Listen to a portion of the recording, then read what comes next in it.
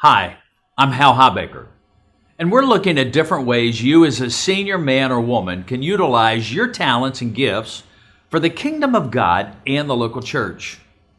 You know, the Gospels are full of stories where Jesus touched, embraced, and loved on disabled people.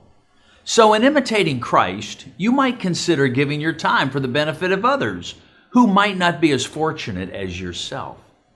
Shirley and Stan Spitler have a special needs son named Scott. They've spent their entire lives giving not only to Scott, but to other special needs adults as well. They work in a special program at Highland Park United Methodist Church in Dallas called Spotlight. I worked in wholesale floor covering for quite a while, and then I went in on active duty in the military, and I stayed there for 22 years. And I ended up as a director of operations at Skyline High School for the JROTC program, and I did 10 years there. Professionally, I had 18 years experience in television, 8 of that in commercial television. My time now is filled with a variety of things. The things I enjoy the most are the theater program called Spotlight that's housed at our church.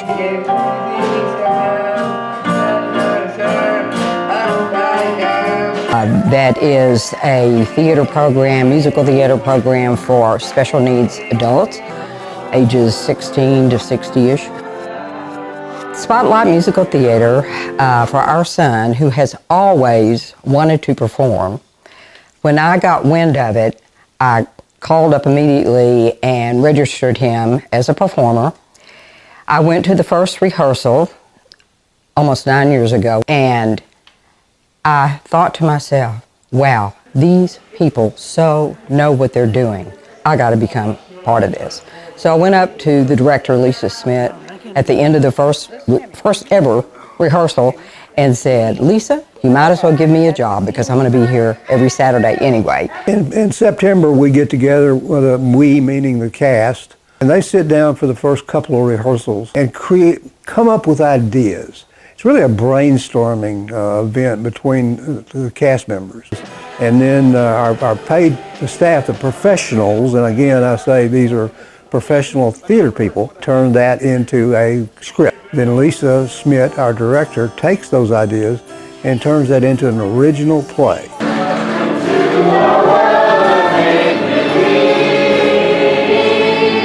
It always turns out being something very uplifting. We have a musical comedy normally. We always have a dance sequences. A couple of years ago, we flew my son on stage, which was it scared the church to death that we would put him on a wire. And that's not actually what we did, but his character was Fly Guy that year, and he flew on stage. I'm sort of like a backstage manager on one side of the theater, and I analyze the script so that I stay ahead of where the entrances and exits for the performers are, because they do need help knowing when to go on and when to come off. Yeah, that is a pretty important role, to get everybody together and make sure they're on the right part of the stage. I have been in ninja, what we call ninja, where you're in a black outfit to where you're supposed to be invisible to the audience. And then I've also been in costume, where I've been part of the team. This year I'm a fireman, and I am going to be on stage some, but the real role that I normally play if I'm on stage is to prompt on the cue so that the actors around me that I'm responsible for hit their lines on time. They help us make sure we are on stage on time, and they're a big help on backstage when it comes to get everybody on stage. I know it's stressful, but they seem to do it. I've made a lot of little mini speeches to new people that have come on board that are volunteers and maybe never done anything like this before.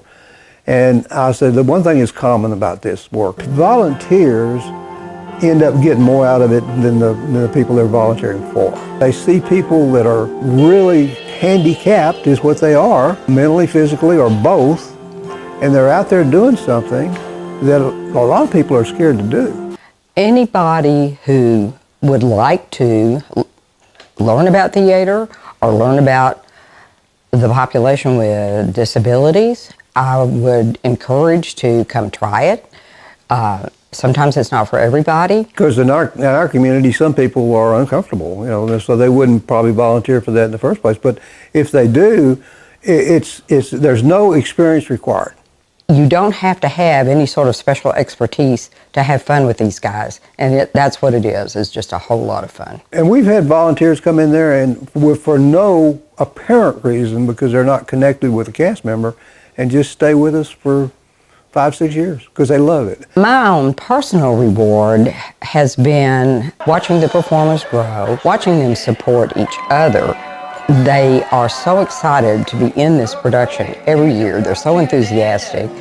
Even the ones that are kind of minimalistic about what they can do, they're just all so happy to be there, and they're having a good time, which makes me have a good time because I enjoy watching them. For 9 years now, Stan and I have run the chaos backstage to a degree, but it's great. I wouldn't trade it for anything, and I'll do it as long as I can. Stan and Shirley Spitler, finishing well in their retirement years, working with special needs adults. Perhaps you might decide that you could do this also. Or perhaps your talents, expertise, and life experiences fit better in another way. Keep joining me, and we'll continue to look at older servants who are finishing well and show you examples in videos to come as together, with God's help, we seek to finish well. I'm Hal Hotbaker.